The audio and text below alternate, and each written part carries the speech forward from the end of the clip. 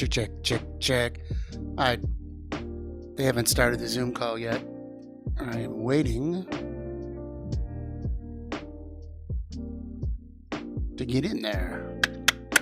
So if you've come along here already, just know as soon as it goes live, I'll get us over there.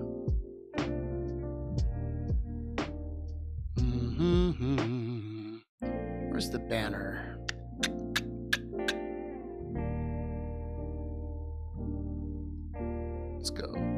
Let's go over here. Let's do that. Oh, there we go.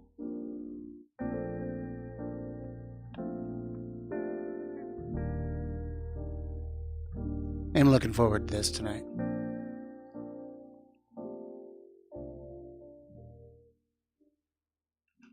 Check.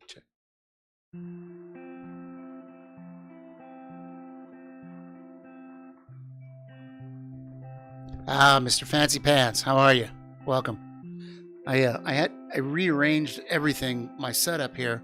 I spent all day on it in this room. Barely had enough chance. I'm not even dressed, and this is gonna start. But I will stay off camera until I get myself together. Actually, I'm gonna stay off camera. Thank you. I am gonna have the best possible day. I'm going to stay off camera until this webinar is over.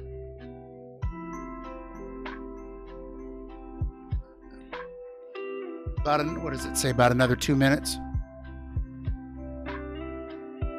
Let me grab some information on this webinar in case some folks that are in here don't know what's happening.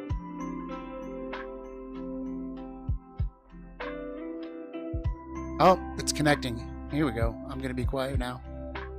This should be lighting up right now. Yeah, here we go.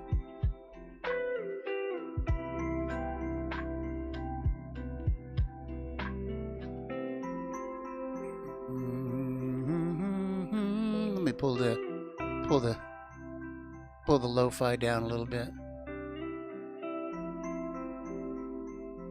Yeah. So Leslie, just for Leslie passed about the time I started coming around the party, and so I never knew Leslie, but I've heard a lot of beautiful, wonderful things. And Leslie's wife is still in the party, quite active, and is an editor of Workers' World newspaper. Minnie Bruce Pratt. Those that are into the poetry world might recognize Minnie Bruce Pratt as quite the poet. I don't believe Minnie Bruce is going to be making an appearance tonight. The panelists will obviously introduce themselves, so I'm not going to do that for you.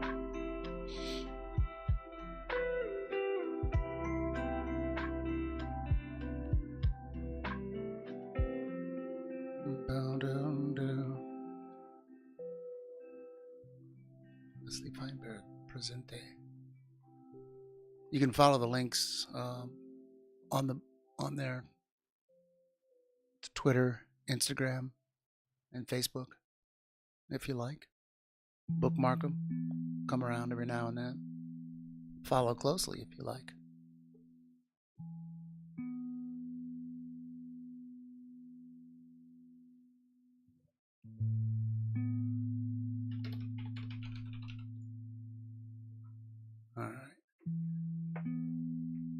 there is a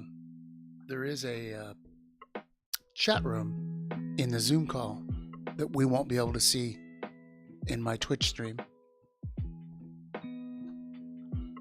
But if there are specific questions from anyone in my Twitch stream as this thing gets going, I'll be more than happy to pass those along into the chat. When we do these webinars, there's a registration link if you want to be in the actual Zoom webinar, if you want to be in the audience and be in that chat with everyone else. Then it gets put out on Facebook and Twitter and Instagram and etc. And then I also pick up the feed and I bring it in here to Twitch. So if you have questions for any of the folks, hey Chucha Gang, how are you? So if you have questions for anyone as it goes, put them in the chat room, and I can either answer them myself, or if it's for a specific panelist, I can put it in the Zoom Hello, calls. Everyone. We'll be starting in 2 minutes. We're just waiting for more people to come on. All right, that's Ezra, our host for tonight. Let me grab some more information from the website and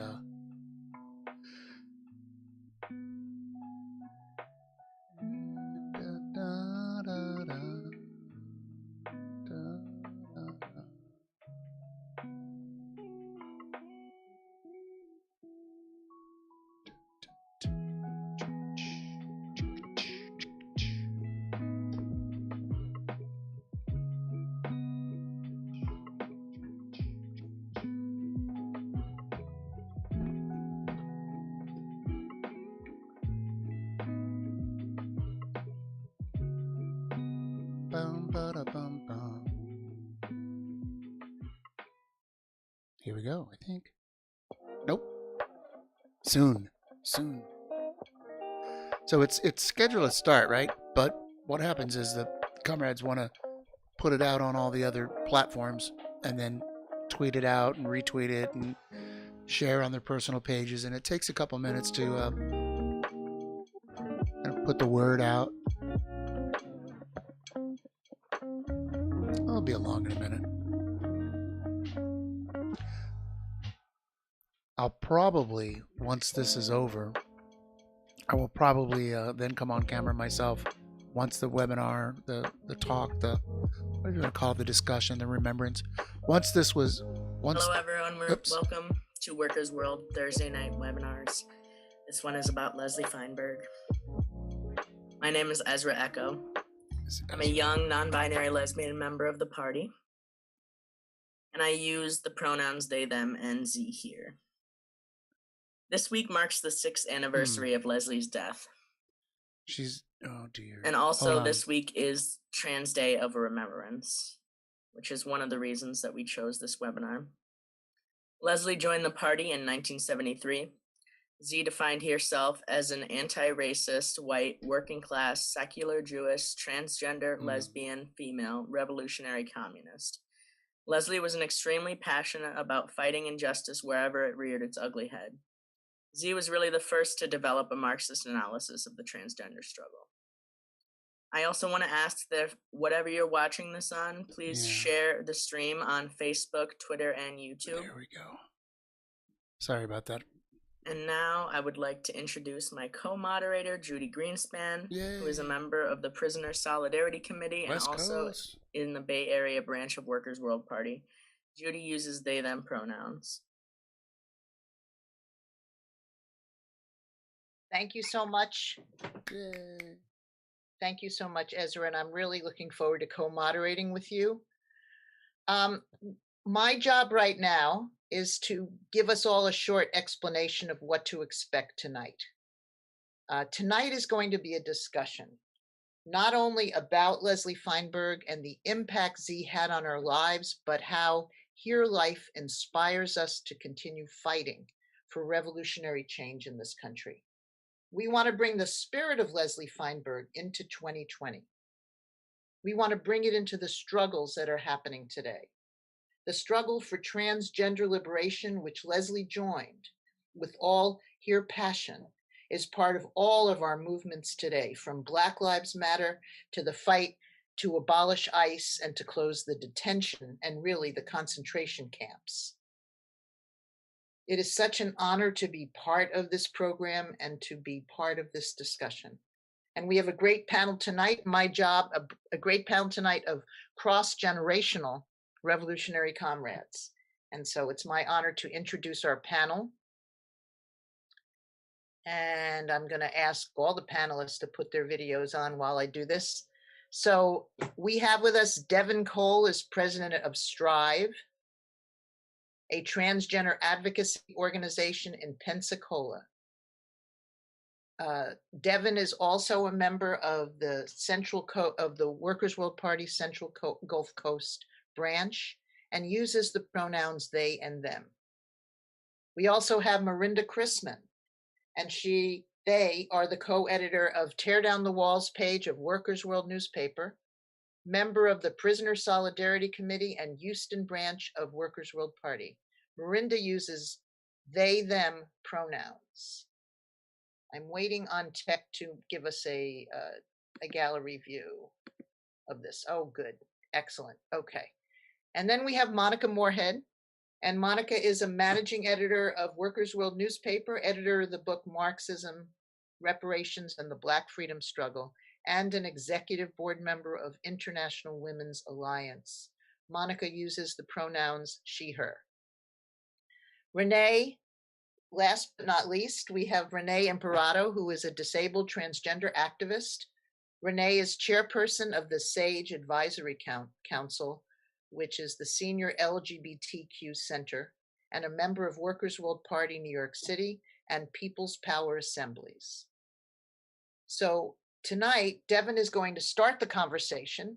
We're going to ask our panelists a lead-in question, and then we're hoping that other people will join in so that we can actually have, as much as you can within Zoom, have a roundtable discussion. So Devin, you are a founder of Strive and a very, very much a revolutionary activist in Pensacola, Florida. How did Leslie Feinberg inspire you to become a revolutionary transgender activist? So, and thank you, Judy, and thank you, Ezra, for moderating this tonight. I'm very excited. So I became the president of Strive in 2017, which is Socialist Trans Initiative. And like Judy said, we are a transgender advocacy organization. We're the only one of our kind for over 200 miles around, based out of Escambia County in Northwest Florida. So early on in my advocacy career, I would say when I was 19 or 20, I knew that I was a socialist of some sort, as just as well as I knew I was transgender. However, connecting the two was proving to be a challenge for me. And through a very funny set of coincidences, I stumbled across Stone Butch Blues, which was Leslie Feinberg's, that was her first book of fiction, a phenomenal, groundbreaking book. I stumbled across it in our local leftist bookstore, Open Books, and I bought it. And I'm someone who does not read fiction a lot anymore, but I bought it and I read it I remember I read it in 2 sittings, and I just remember the moment at the end of the book where Jess is Jess is finally realizing, their place as a transgender communist, getting into union organizing. And I remember just having that moment where it clicked. So it was it was a book of fiction, surprisingly, that brought me to connect the struggle with transgender oppression to the class struggle. And then, of course, reading further, in college, I based my senior thesis on transgender warriors. Leslie's another groundbreaking book by Leslie Feinberg that outlines the history of transgender struggle against capitalism and imperialism and colonialism.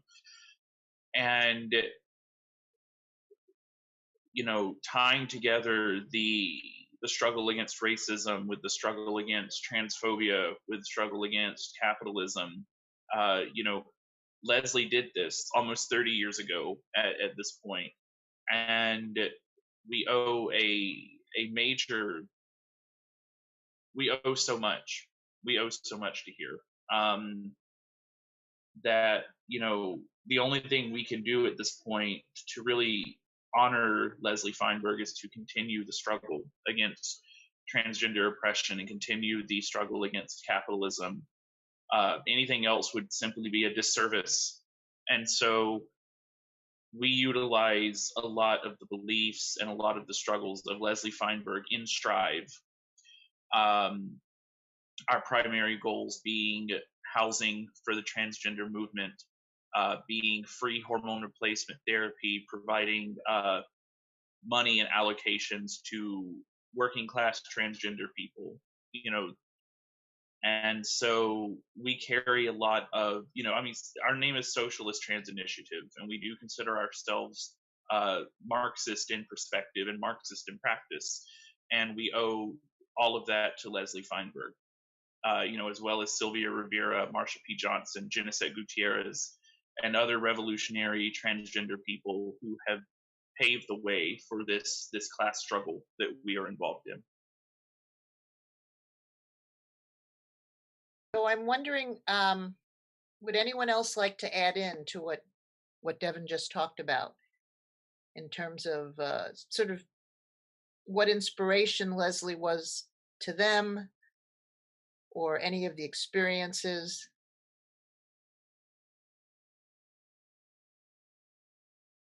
Go ahead, Renee. Hi.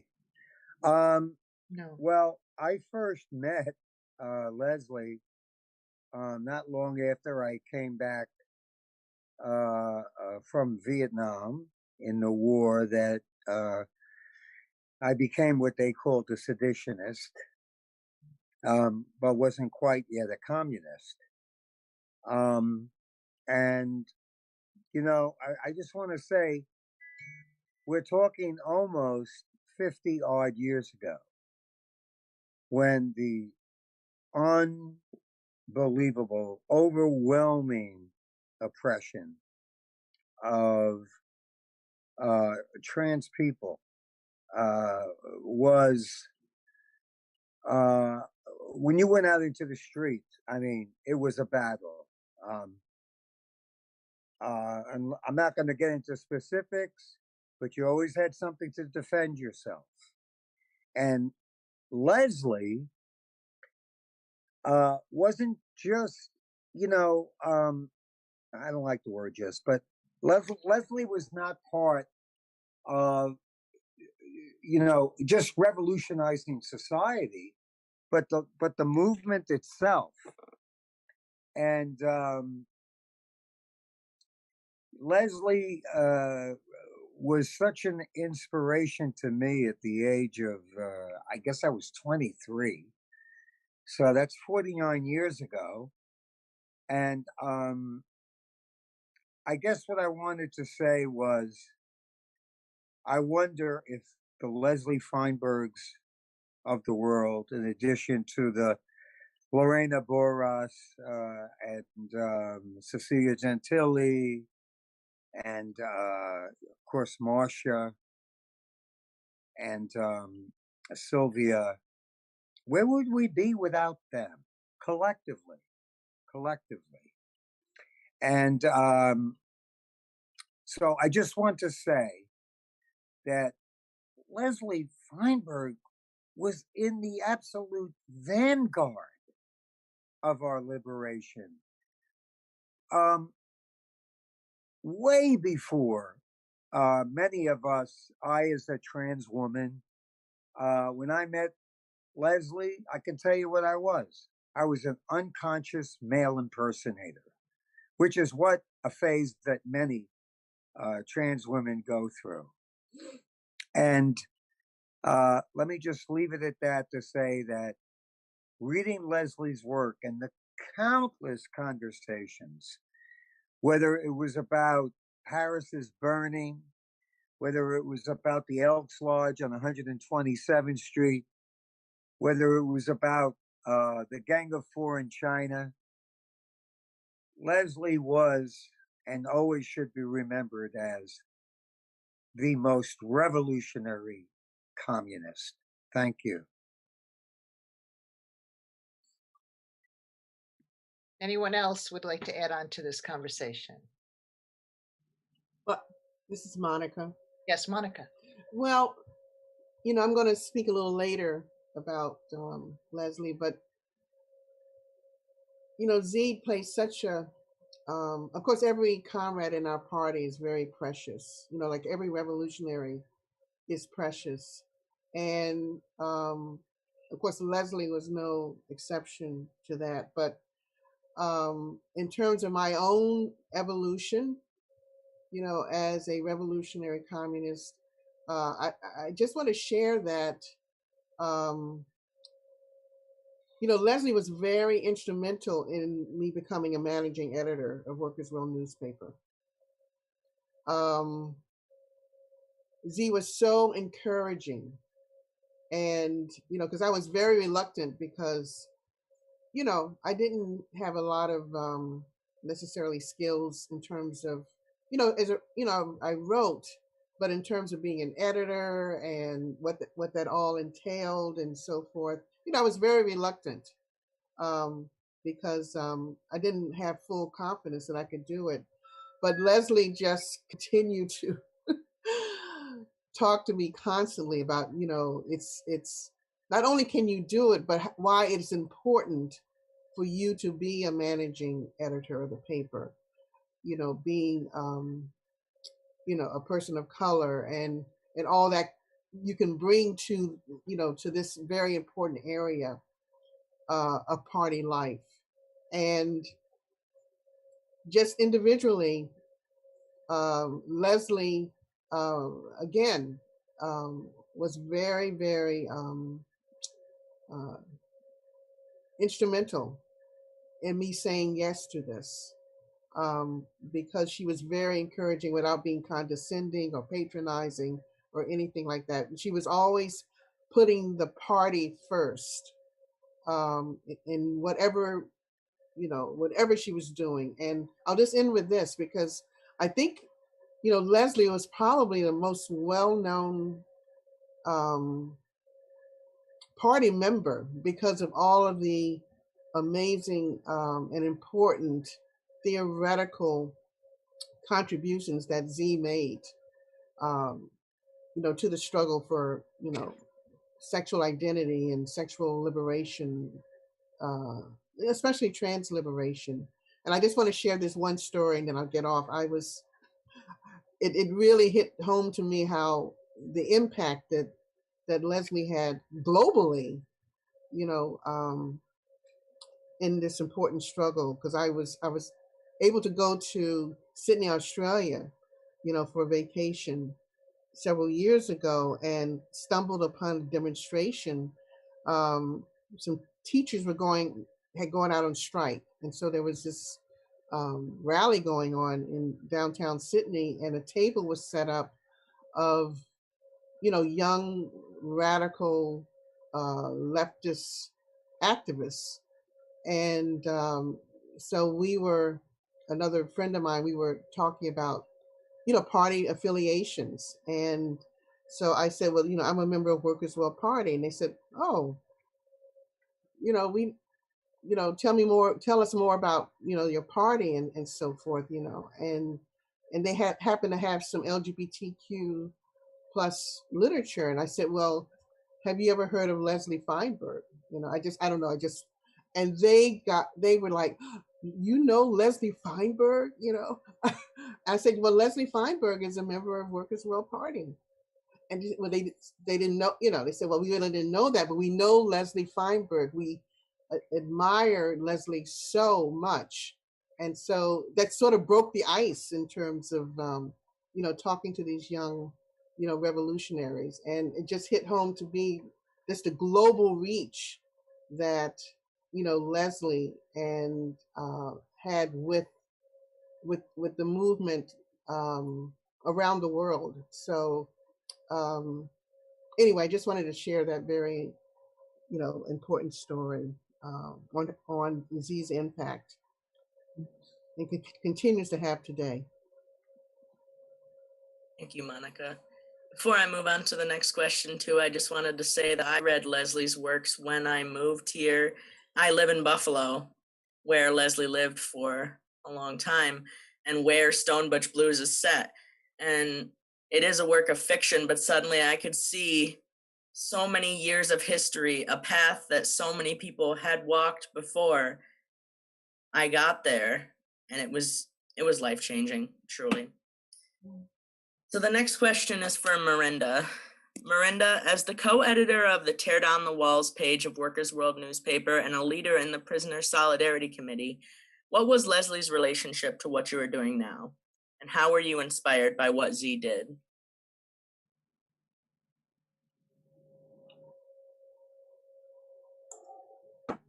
Thank you, Ezra. Even though I never had the honor of meeting here while Z was alive, Comrade Leslie's presence is still felt in so much of what I do. As was mentioned, I'm currently a co-editor alongside Ted Kelly of Tear Down the Walls. And we draw on the organizing power and words and world building capacity of Leslie Feinberg, who not just came before us, but is still with us, as we aim to build the kind of society that makes prison walls obsolete for our collective class. Before we relaunch these prisoner pages, which do make their way into prisons, like physically, I look to the pages of the past, so shaped by Leslie for literal inspiration. Z is such a force that we can still feel today, and I have to say one of my biggest takeaways is like I've gotten from studying all the material that everyone's talked about so far, is that the things that we're fighting for as revolutionaries are deeply interconnected. Leslie sat at Leslie was on the vanguard in the epicenter of many of these things alongside so many of the comrades in this party and tied all of these issues together that affect so many of us. And I'm really, really grateful to be continuing on in this work with just so much determination to carry on building the presence of abolition and revolution.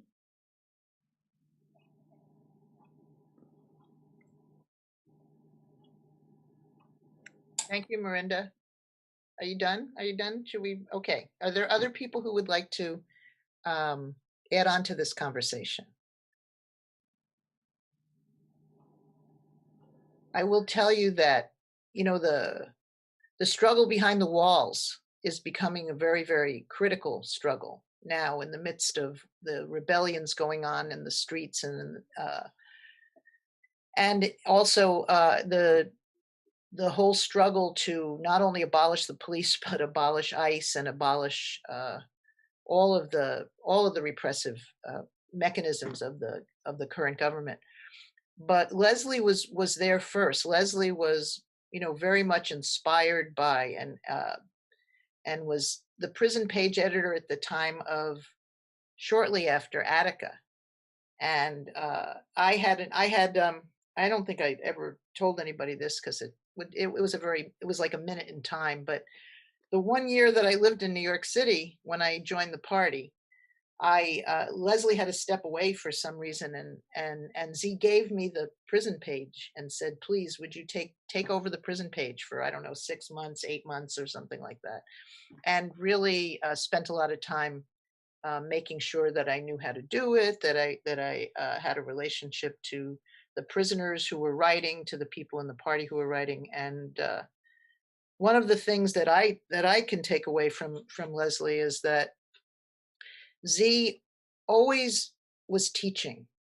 Z always was mentoring younger comrades, and younger, 5 years. So I'm 5 years younger. At the time, I guess I was quite young. But Z was always bringing people into the struggle. And Z is one of the reasons that I joined Workers' World Party. And that was 1976. Could I tell a short street story about Leslie and Marcia? Sure, please do. So it was 1991, and we were in the Pride Parade.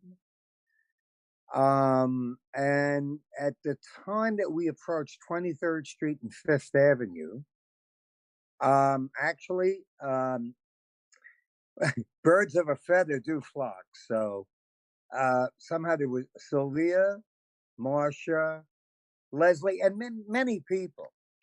And when we got to 23rd Street and 5th Avenue, there were, well, I'm not going to use that term, but let me just say white gay men, right, disrespecting Marcia and ridiculing Marcia. And I want you all to understand, this is the language of the day now, because we're talking like 29 years ago. And I want to tell you, Leslie went over to them on the side of the street and got into their face. And they cowered, as Leslie said to them, "Hell hath no fury like a drag queen scorned." And I mean, the look on their face and just the camaraderie. It's just, I know it's just a small little moment, but it's something that's priceless. It can't be measured or gauged or purchased. I just wanted to leave that image if I could. Thank you.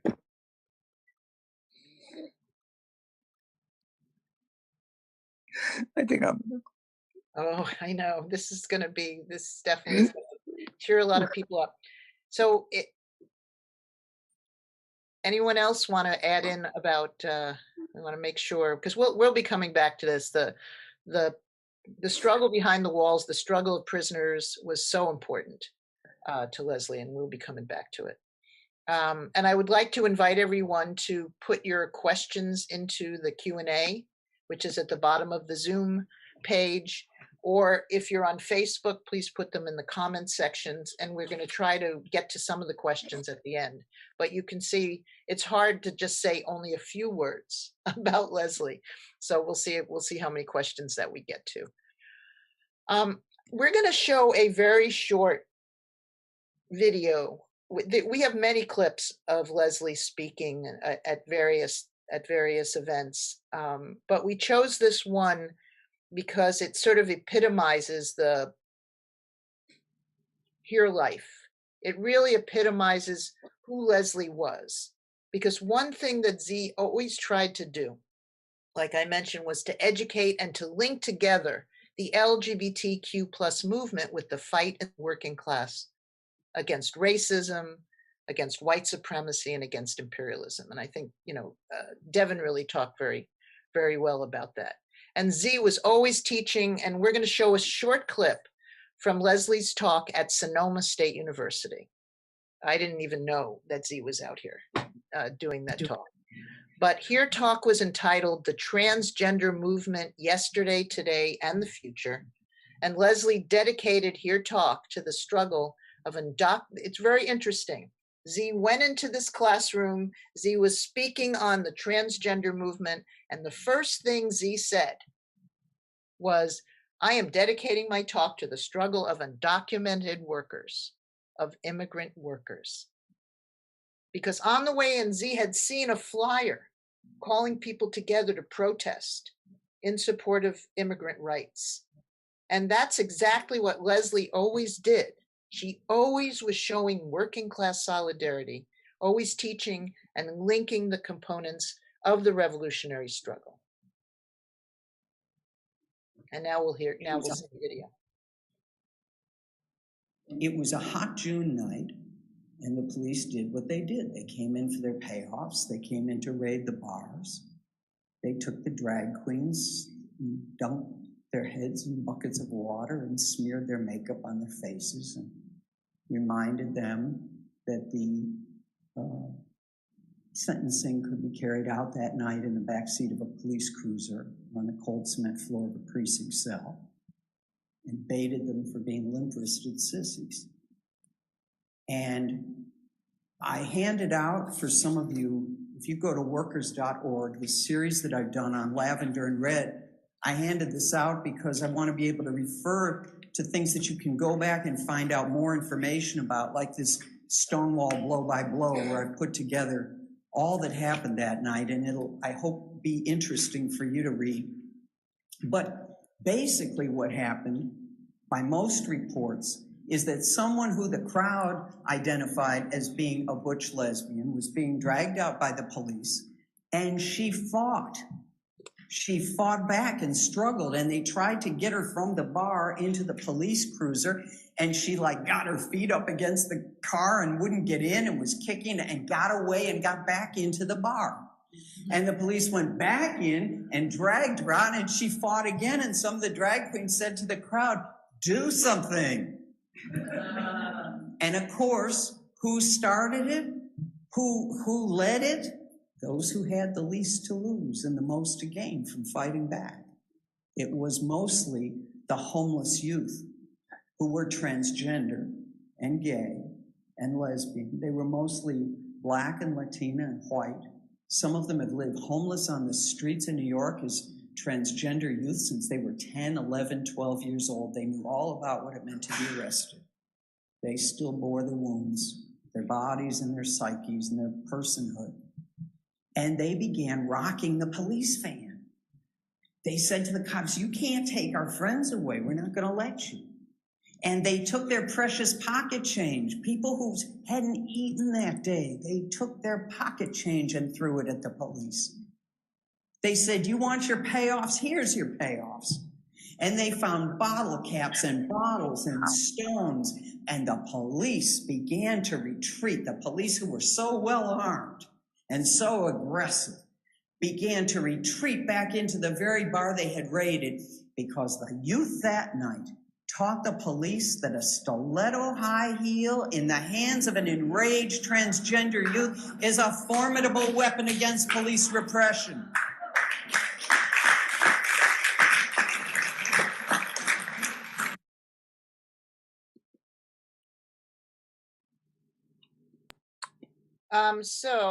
So unfortunately, that was an absolutely fantastic video, but that was not the video that we meant to show. So I am going to ask Tech to please enable me to share my screen so that I can show the video that we really wanted to show that feeds into the rest of this program. So hopefully that has happened. I'm going to assume you've done it, Ted, and now we're going to, I'm going to share my screen. Hopefully my sound is going to really work so well. And not as fast as they are, but here we go. This is the one that we really wanted to show. Where did that come from? Black power. It was the inspiration of the Black Power movement, of the struggles that were going on at that time. It didn't mean it was the same thing as the Black movement. If that was true, then the Black drag queens would have the exact same oppression as the white drag queens, and that wasn't true. But it's when one group of people who are oppressed rises up to fight back, it creates room in its wake for other people to say, wait, we could be fighting back too. It leads, literally it leads the way that the union movement was built on, that an injury to one is an injury to all, and that a victory for one is a victory for for all. And we said, of course we're for gay rights now, but why do we have to, what do you mean all these other demands are watering that down? Like, you ever notice when somebody says that the demand against racism is watering down the demand for gay rights, it's usually a white person who's saying that. You know, somebody else's struggle is watering down theirs. No. We learned on the shop floor that if you want to have a really powerful struggle and win a contract, you got to get everybody's grievances in that contract. Everybody's got to feel that that contract is defending their life. And then everybody has to defend everything in that contract as though it is their own life, because it is. Look, the Black Panther Party is being lined up and shot and framed up. Where are we going to be? Out supporting the Black Panthers. The young lords are facing police repression. Where should gay liberation be? Right at their side, marching with them. Shortly after the Stonewall Rebellion, Huey Newton, who was the leader of the Black Panther Party, issued a statement that reverberated in the moment. He said, wherever the forces of Black liberation meet, the forces of gay liberation and women's liberation must be there. And shortly after that, the Young Lords Party started an internal gay caucus and a women's caucus. One of the first members in the gay caucus was Sylvia Rivera, the late Sylvia Rivera, who had lived homeless on the streets in New York as a Latina, at that time, a transgender youth since she was 10 years old, and was a combatant at Stonewall. And before she died, I said to her, Sylvia, it just drives me crazy when people say to me, now, was Stonewall a gay rebellion or was it a transgender rebellion? And I told her, I just told them yes. Okay. I am going to stop sharing mine. And Ezra, I think aren't you? Is this me or you? You. Oh, it is me. Okay. Yes. Well, okay, why don't you do me a favor, ask the question. You got it. Monica, can you talk about the importance of solidarity between the LGBTQ plus movement and the struggle for Black lives and how that has developed over time? Also, what role Leslie played in this development?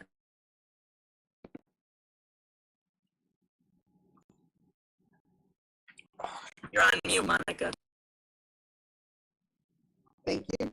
I just want to say, again, this is an honor to be a part of this really important discussion on the legacy of Comrade Leslie. I would like to begin my answer to these questions by reading a quote from Leslie. This was raised when we had a number of articles honoring Leslie, following her death. And I just want to read this quote from Leslie. I don't know where it was actually said, but it sort of sums up not only Leslie's impact, but the impact that the party has had on Leslie in terms of Z's political development and worldview. So this is a direct quote from Leslie. I do not believe that our sexuality, gender expression, and bodies can be liberated without making a ferocious mobilization against imperialist war and racism, an integral part of our struggle. And hold on a second. And I think this really sums up the fact that when you talk about capitalism and imperialism, which is a worldwide system of capitalism, there's so many inequalities and so many oppressions that feed off of capitalism and imperialism, including LGBTQ plus oppression. And but Leslie never allowed this to be seen in isolation because Leslie understood as a worker. Leslie was a worker first and foremost, part of the working class, that this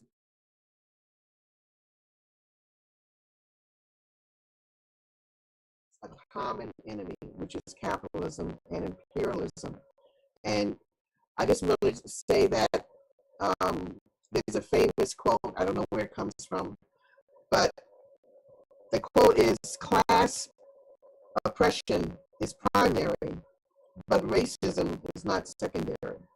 And Leslie understood this so well. When Leslie was talking about the fact, even within the various movements, whether you talk about the women's movement, or women in the gender oppressed movement, or the LGBTQ plus movement, or any progressive movement,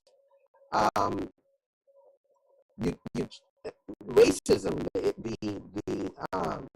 the racist oppression impacts all of these different struggles, and we don't compare oppressions. We don't say that this oppression is more, greater than this oppression. That's not what our party is all about, because we're all about building solidarity. However, we understand that when we talk about white supremacy and racism, that strategically these struggles impact all the different struggles because of the nature of imperialism. You talk about oppressed nations, and within these oppressed nations are other kinds of inequalities that take place. Whether you talk about, Black gay people or Black trans women, all of this comes into play in terms of looking at these suppressions within the framework of fighting for national liberation, which a lot of these different forces, this is how they frame their oppression, and this is how they frame their struggle. So Leslie understood this so well, and was always conscious of the role that white supremacy and racism plays within, the various struggles, not just the, trans oppression or, lesbian and gay oppression, etc.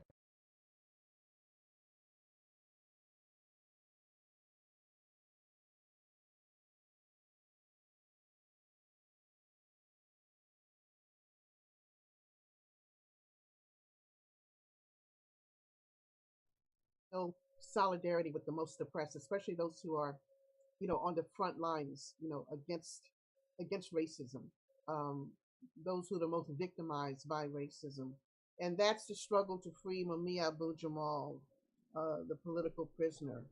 And Leslie was instrumental, was one of the founding members when there was this huge struggle back in the late 90s, early 2000s, to win a new trial for Mumia Abu-Jamal, who was framed up in the early 1980s for killing a white police officer in Philadelphia, and has been in prison for almost 40 years now.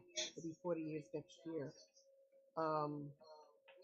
So we decided to build this huge rally for Mumia at Madison Square Garden Theater back in 2000. And Leslie was instrumental, along with other party members, in building a mass unit, in a broad sense. The party was a part of it, but the party was not the only group of party, that was part of this. But a rainbow flags for Mumia, and I tell you, it was so dynamic, so exciting. I think Sylvia Rivera was part of this movement, of the rainbow flags for Mumia, and I think maybe half of the garden was filled with, members who identified with rainbow flags for Mumia, and Leslie gave a powerful talk regarding why it's important to not only support Mamiya's right to a new trial, but tying that in with the struggle against racism and white supremacy as a way to build class unity and solidarity.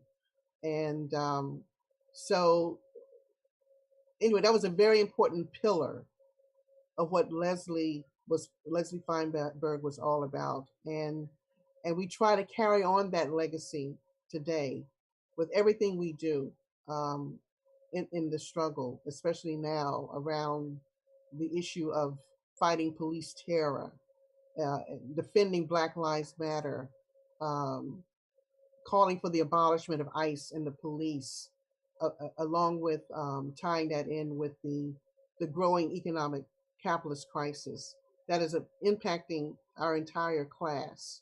And I think Leslie would really embrace the view that this is a new working global class, and why it's important to embrace every worker, whether they have a job or not, whether they're incarcerated, sex workers, gig workers, young people. Leslie would be in the forefront of explaining this, to large audiences, which Z was able to talk to. And again, whenever Z spoke at a graduation commencement, Z would always bring up the issue of Mamiya or other struggles as a way of educating, especially young people. So I'll just end there. Thank you, Monica. Does anyone else want to weigh in on solidarity between the LGBTQ plus struggle and the Black Lives Matter struggle? Yes. Go ahead, Devin. Last summer here in Pensacola, Tymar Crawford, who is a Black man, was murdered by the Pensacola police in his front yard in front of his partner and children. And Strive immediately was one of the organizations that took on the struggle against the Pensacola police brutality and calling for justice for Tymar. And it's through the example of Leslie Feinberg and here's massive contribution to free Mumia Abu-Jamal that we were able to do this, and emphasizing that though Tymar Crawford was not transgender, was not even part of the LGBTQ community, that the intersection of racism also inflicts the intersection of transphobia and homophobia. The same police that murdered Tymar Crawford routinely harass and intimidate transgender sex workers or transgender workers of any kind, anybody in the LGBTQ community. And it's through the example and, in the spirit of Leslie Feinberg that we were able to lead this struggle, be one of the leaders of this struggle, leading a march twice on Pensacola Police Department and eventually pushing for the termination of the officer that murdered Tymar Crawford. And so, when we have instances where people in the LGBTQ community recognize the intrinsic links between homophobia and transphobia and racism, it's absolutely something that must be emphasized. And because there can be no liberation without transgender people. There can be no liberation without Black people, without any person of color or colonized person throughout the world. And it's because of people like Leslie Feinberg that we can make these connections and emphasize that and continue the struggle until we win. That's all. Thank you, Devin. Does anyone else have anything to say on this? I think Miranda wants to say something. Miranda? Yeah, I think a lot of Leslie's body of work with theory and words and practice, talk a lot about how and show how materially our oppression really stems from the same place, and the power that we all have when we align ourselves and our struggles together. to move things. Like we just had a summer of uprisings in defense of Black life. And I know on the streets in Houston, I saw who was fighting those cops that came at us with every weapon, militarized weapon, right? Like they have money for this, but not for houses for any of queer youth have been, you know, estranged from their homes due to attitudes that their families, like which family structure, like all of this comes from colonialism, and we have a same root in our oppressor. And when we align the power that we have, like we we can win. Thank you, Miranda. Can I say one more thing about Leslie? Yeah. Yeah, Leslie always was able to see the big picture in a consistent way. And when I say that, you know, when it came to the divide and conquer tactics of the imperialists, like for instance, if some type of atrocity happened in, you know, a colonized country or oppressed country when it came to LGBTQ people, you know, and of course the imperialist press would just bombard, try to pretend that they were the greatest defenders of LGBTQ people's rights. And Leslie always was able to see through that and defend the most oppressed with the understanding that oppression doesn't really come from the most oppressed. It comes from imperialism. It comes from capitalism. And so they were always in a very consistent way able to defend,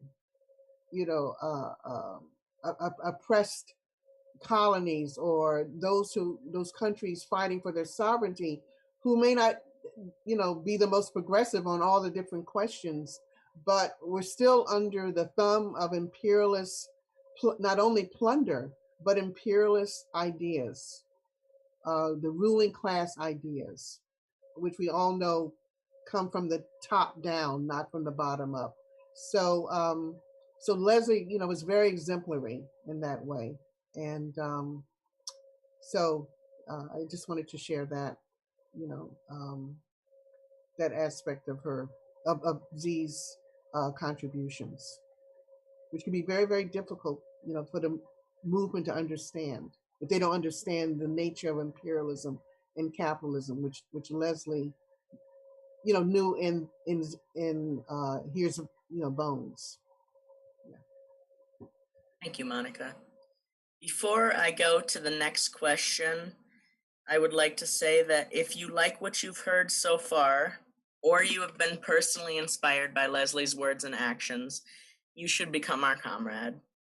We have branches all over the United States, and we want you to bring your experiences to our militant Revolutionary Party.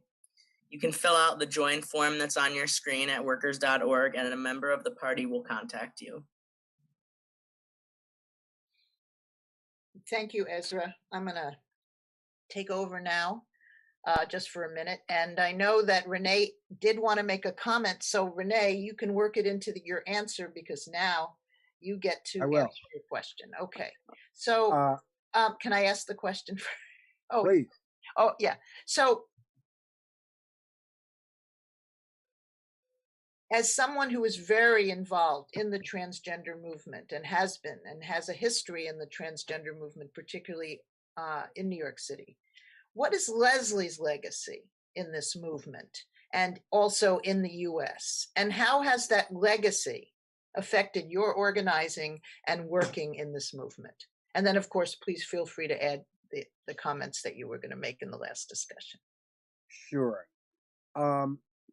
So let me answer it this way. First of all, and I'm saying this to my comrades in Workers' World Party, the foremost Communist Party and earliest, really, to support not just lesbian and gay rights in the early 70s, but in the forefront of transgender liberation in the movement.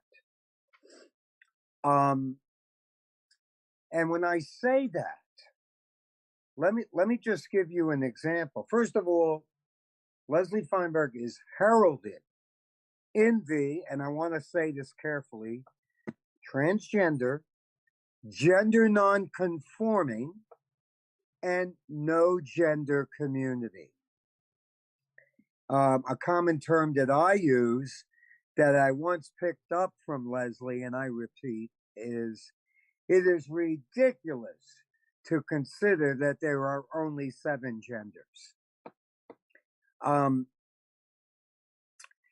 So many of the youth right now well, I'm going to speak specifically for New York City, but I know I'm speaking way beyond that.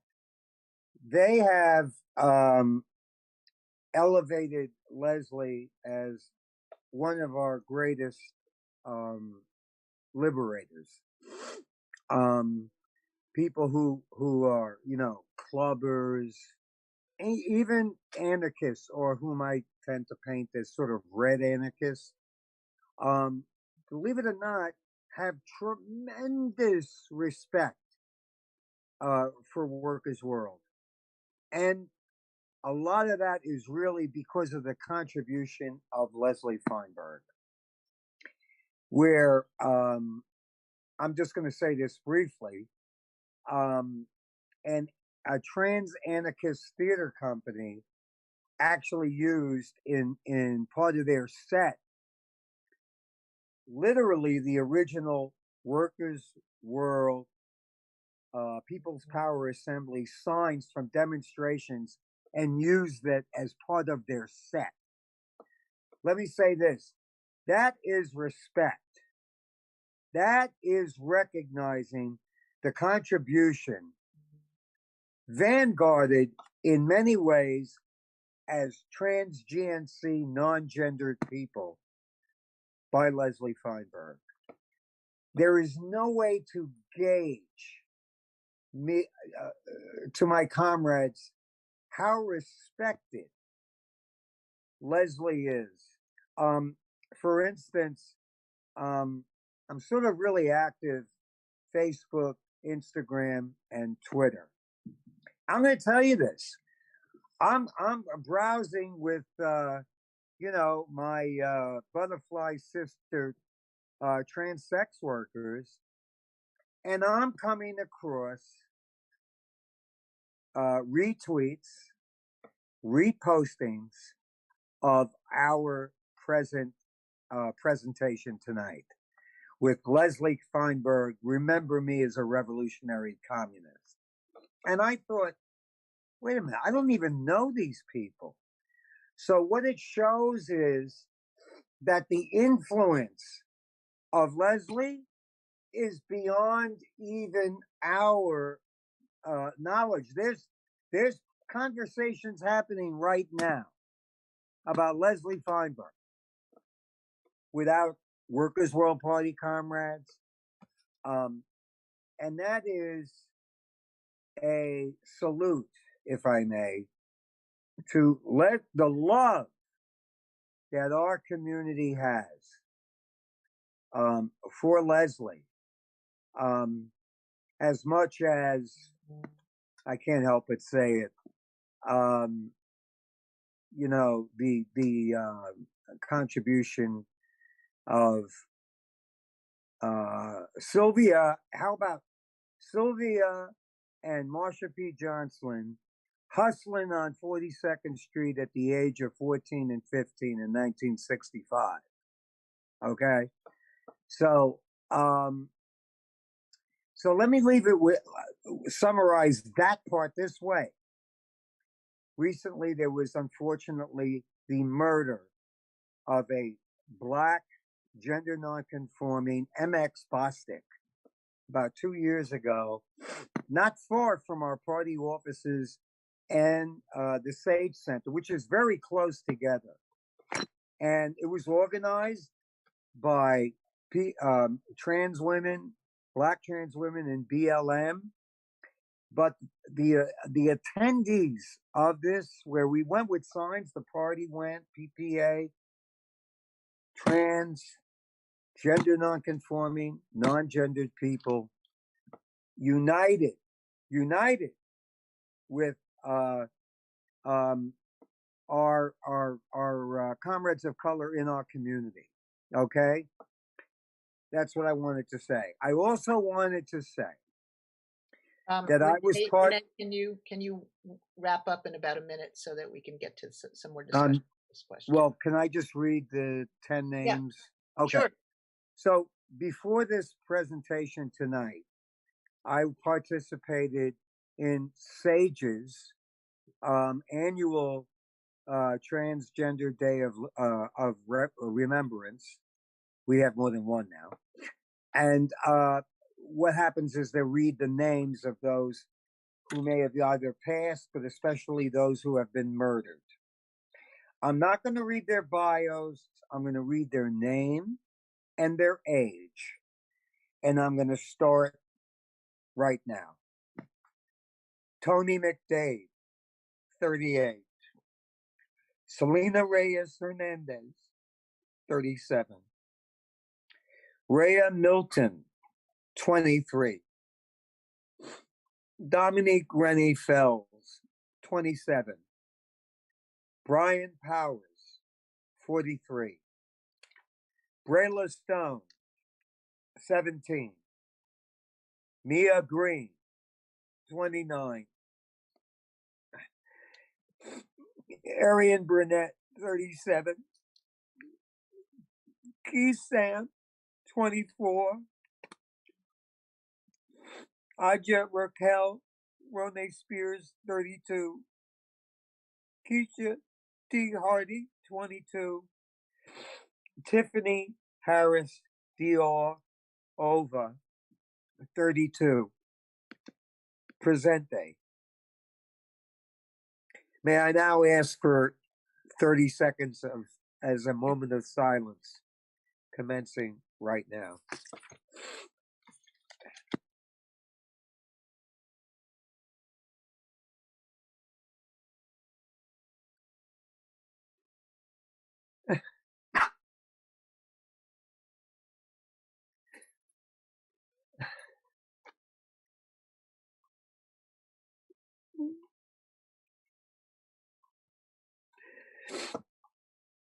Thank you, comrades. Thank you very much. Thank you, Renee. Does anyone else want to speak for a little while about this?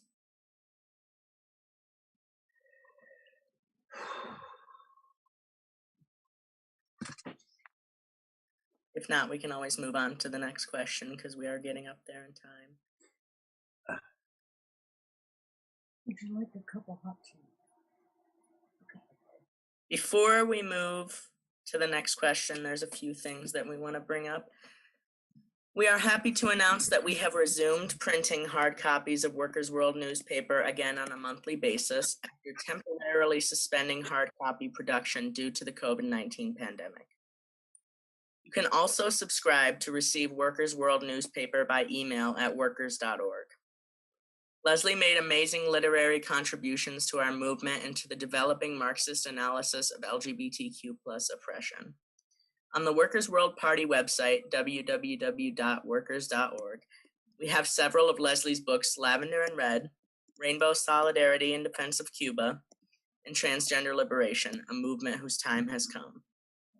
These books are available for free download at workers.org/books. These are all books about the LGBTQ+ struggle. The groundbreaking novel Stone Butch Blues by Leslie is also available for free download at Leslie's website and has recently been made available in print at lulu.com.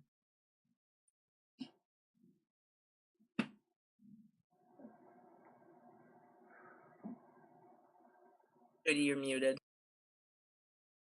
Yeah, Marnie. Thank you so much, Ezra.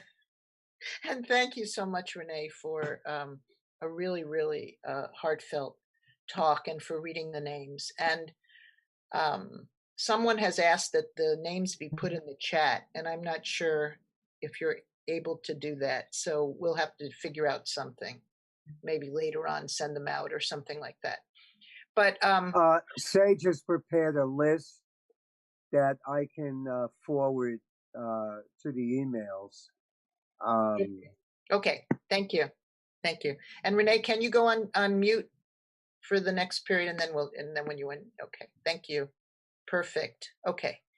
So we're about to actually look at the audience questions and hopefully open up a larger discussion.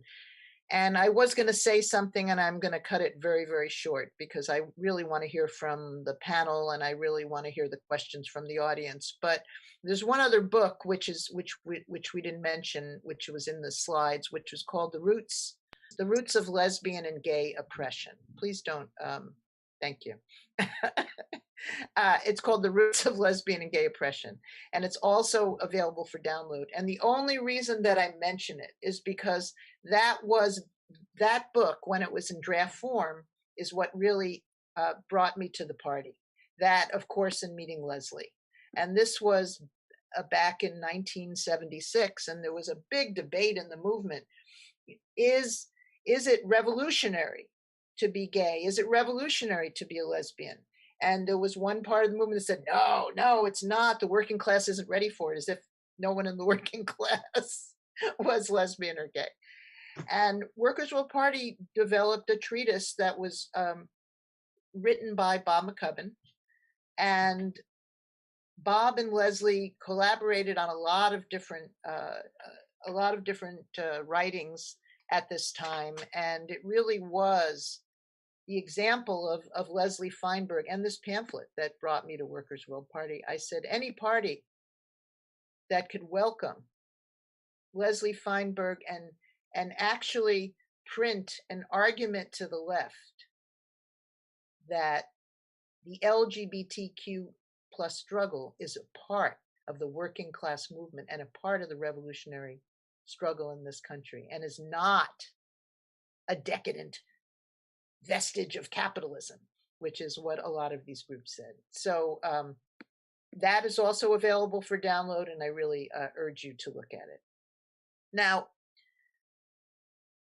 Leslie would have approved of the next announcement. I know we're giving you a bunch of announcements, but Leslie was very much in demand as a speaker. And Z traveled all around the US and around the world. And at every speaking engagement, Leslie brought up the critical political issues that needed to be raised, that were not necessarily what you would put into, this is from the LGBTQ plus movement. They were not the traditional issues. So now, in the tradition of Leslie Feinberg, or really in the tradition of Workers' World Party, I'd like to give an update about a new book, which is called Capitalism on a Ventilator: The Impact of COVID-19 in China and the US. This anthology, which includes writers for Workers' World newspapers such as Ajamu Baraka, Mumia Abu-Jamal, Vijay Prashad, Margaret Kimberly, Max Blumenthal, Suhin, Lee Suhin, and Kevin Zeese, who recently passed, and more, has been censored by Amazon and other book distributors. We should not be surprised that Amazon would be censoring this book. But we're also happy to announce that the book is now available, and we need your help to get it out. So we're asking you to donate to fight the censorship, to help distribute Capitalism on a Ventilator. It is a compilation of incredible articles, and it's very, very up to date, talking about COVID, talking about how COVID was handled in China, how it was handled in the United States, which we know very well about, as well as other struggles. Supporters who give $25 to the campaign will receive a free copy of the book, and a link to the support will be put in the Zoom chat. And hopefully Tech will do that. So now we have a few questions from the audience, and we will now ask all of our panelists to weigh in if you can. Okay, so the first question, is that okay, Ezra? I'll take the first one, and then you can grab the next one. Yes. Can someone comment on the case of C.C. McDonald, which was the last struggle that Leslie was involved in, and the parallel of what is happening today with the Black Lives Matter movement and the mounting attacks on transgender people? Because Renee read a list, but there is documentation that more transgender people were killed by August than were killed all of last year. So the attacks on transgender people are totally mounting. So can somebody talk about Leslie's role in the case of what the case was and what Leslie's role was? It would be fantastic.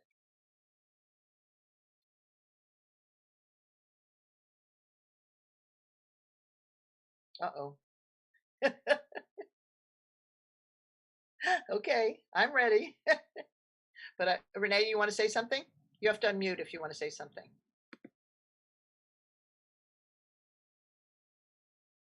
Hi. Well, basically, what happened with C.C. McDonald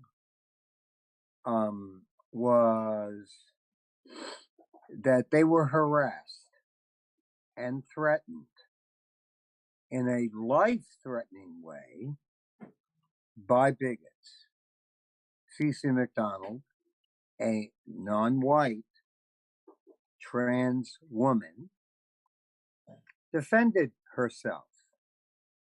And as is a crime under capitalism, oppressed people do not have the right to defend themselves. We recognize that right, but when that right is exercised, you must be punished. And Cece, who had, of course, the most credible defense, which was, I had to defend myself or I would have died. Period. And Leslie, who, by the way, I might add at that time, their health was already in decline. Here had been through so many attempts. I'm not even going to get into that for a treatment that that Judy mentioned before. And Leslie campaigned vigorously and was another example of how Leslie used to say, one does not overshadow the other. United, the struggle for LGBTQ liberation and Black liberation are stronger because they're together. We cannot have one liberation without the other one. It is impossible. I'll never forget the scene when Leslie visited Cece in jail.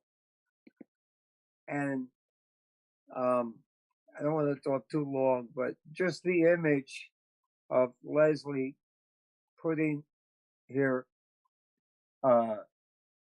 hand on the the panel glass that separates the visitor from the one who's been kidnapped.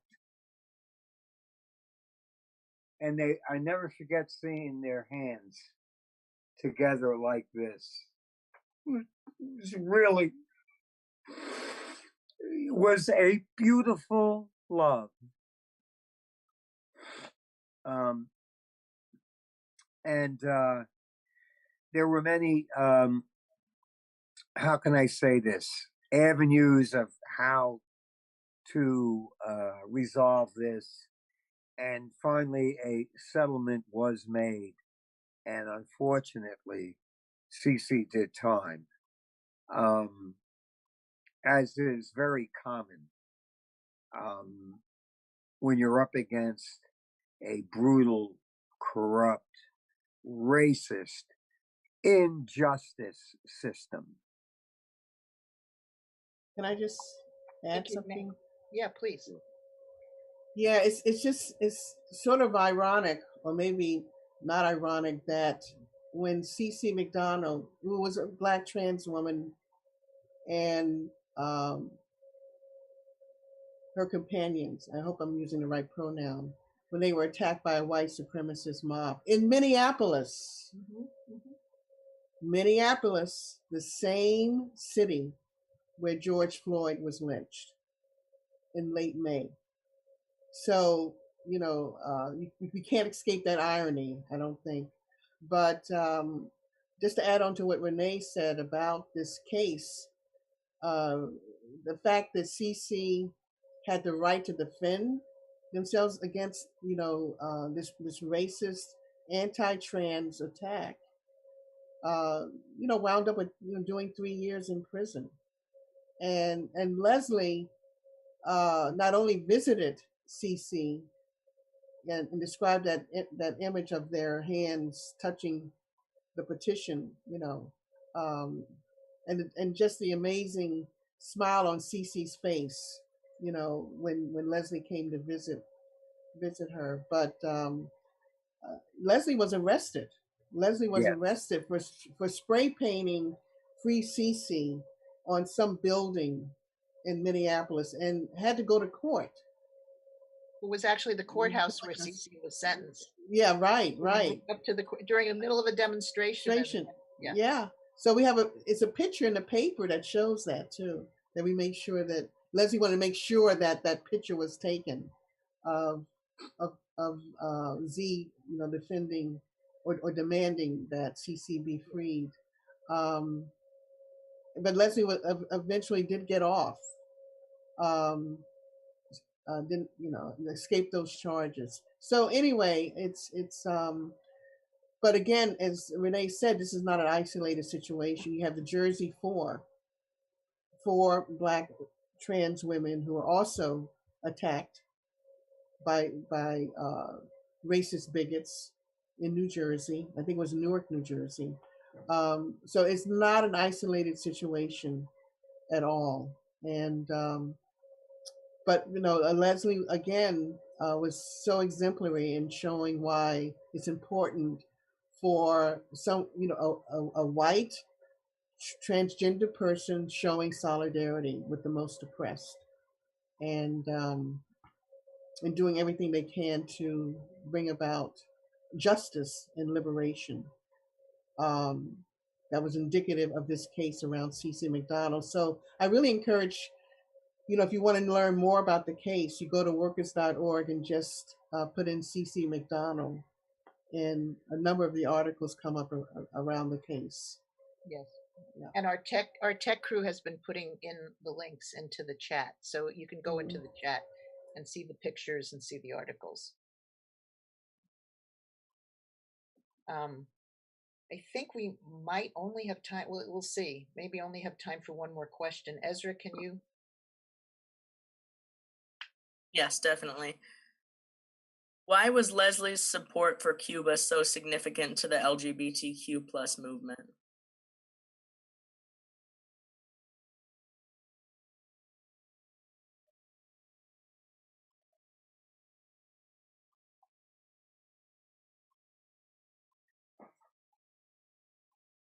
So Leslie's support and contributions to the LGBTQ struggle in Cuba has led to so much debunking of the reactionary rhetoric towards Cuba. I can say this as someone who grew up in the late 90s and early 2000s as a young gay child, a young gay teenager, hearing that the oppressive communist regime of, and I use that sarcastically, of Cuba oppressing gay, the LGBTQ community, and Leslie Feinberg came in with this superb analysis that said, no, you're wrong. All of this is reactionary history, and I am we as communists, we have a duty to unravel the reactionary revisionist history that is fed to us. And Leslie did that in Rainbow Solidarity in Defense of Cuba. Not only and I saw somebody in the comments just now asking panelists to identify themselves. Sorry, I'm Devin. I'm working on it. Oh, okay. Sorry. I didn't know. Sorry about that. Not only in the LGBTQ struggle, just in terms of fighting homophobia and transphobia, but as Leslie debunked so many myths about how Cuba handled the HIV and AIDS epidemic. And as someone who has studied HIV and AIDS education my entire adult life, it's critical. It is critical to debunking the myths around how a socialist country with a socialist planned economy helped fight the AIDS epidemic, while the United States, the capitalist imperialist United States, let thousands and thousands and thousands of people die when it didn't have to be like that. And Cuba said, we're not going to do that. We're going to do this through a socialist planned economy, and they had significantly less deaths. And Leslie shined a light on that when the capitalist imperialist world had such a stronghold on hiding information from Cuba to the United States. It's critical. Rainbow Solidarity in Defense of Cuba, I would call it one of the most important books of our time. Thank you, Devin. Or anyone else want to add on? Doesn't specifically have to be about Cuba. I feel like Leslie did so much work in terms of sort of connecting the fight against imperialism, or the fight of imperialism, with the LGBTQ plus movement. And it looks like Renee has put something in about a video, Trans Havana, into the chat. Right. Produced by Fidel's daughter, I might add. Yes. Yeah. Yeah. I mean, I can't help but think that Leslie's work was instrumental in the creation of Senesex in Cuba, and the work that they've done on behalf of the transgender community. So, yes. Are there anyone? Oh, Miranda, would you like to say something? Yeah, just a quick note. I remember watching a clip of Leslie speak, talking, I think it was about Laura Bush, claiming to care so much about women's rights that she was going to push like imperialist war on Iraq, and how untrue that was. Like, the U.S. lifts up the propaganda that they are the protectors of democracy and rights for all, but it excludes so many, and it's only been built and because it's drenched in blood of people who have been killed. Like, Leslie's work has been critical for me to understand that when when you look at what the United States says that socialist countries do, they do all of the same things that they're saying incorrectly, falsely, that socialist countries are doing. They are doing those things at home. And I'm very thankful to be able to make those connections through Leslie's work. One of the things that I think it's my turn. One of the things that I just wanted to raise for discussion, because I don't think it really came out. When I first joined Workers' World Party, which was in 76, 77, can't remember exactly. One of the things that, one of the many roles that Leslie played at the time was that Z was incredibly supportive of the disabled community and disabled comrades. And Leslie was a sign language interpreter. And I remember seeing demonstration after demonstration, Leslie up there doing sign language interpretation. And if Z wasn't doing that, then Z was helping people who were disabled find a place close to the stage where they could sit and listen. So Leslie was incredibly sensitive to this issue. And I was wondering, you know, sort of, we now have a disability justice and rights caucus. And so it's sort of the legacy of Leslie Feinberg to some extent, because of HERE's support work is the caucus that we now have within the party. And I was wondering if anybody else wanted to share. I didn't mean to talk as long as I did, but if anyone else wanted to share any of their. I have a very significant one. Okay. And it was a very early introduction to the realness of Leslie Feinberg, especially what you're saying to me now, who does use a wheelchair part-time. And that is, I went to an event to support the disabled, and Leslie was there. And I noticed, and this is, by the way, this is like, must be, I mean, maybe it was 1975, it might have been before. Whenever Leslie got into a conversation with someone who used a wheelchair, Leslie never, ever stood above them and looked down on them and spoke.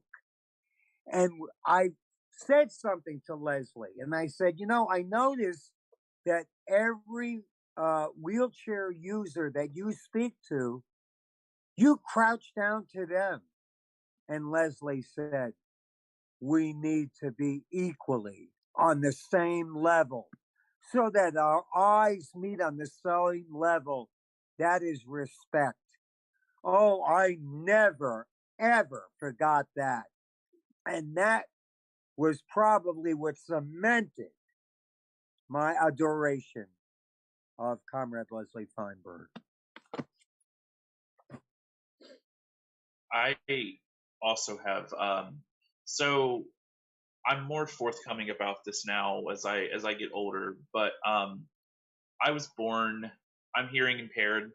I was born partially deaf in both ears, and I've been in denial about it for most of my all my teenage years. The reality set in around the time that I was about 23 or 24 that I am slowly going deaf, and I've always resisted learning ASL or any sort of sign language. You know, I said I've had 17 surgeries to try and correct my hearing. They have all failed. And it was just like, well, the next surgery will be the one, the next surgery will be the one. And I finally accepted it after the most recent surgery. And it was in part because after conversations with Minnie Bruce Pratt, after learning that Leslie fought so hard for sign language inclusion in the struggle, so fought so hard for disability rights, it's like I felt more empowered, after learning that. So it was like an issue of internalized ableism for me for several years. That is something that I'm no longer necessarily ashamed of, and something that I now implement into the struggle. In our own struggles, sign language interpreters are something that is desperately needed.